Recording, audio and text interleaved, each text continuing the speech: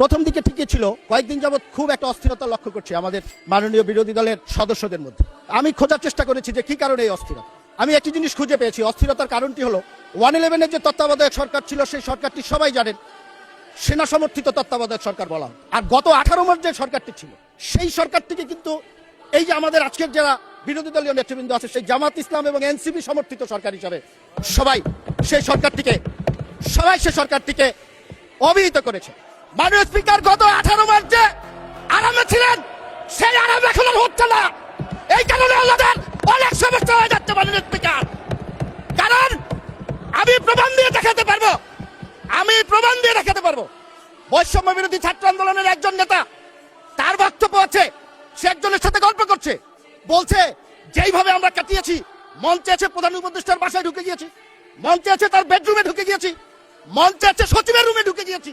এখন তো আর সেই সুবিধা পাওয়া যাচ্ছে না মাননীয় স্পিকার। সমস্যাটা মাননীয় স্পিকার এই জন্যই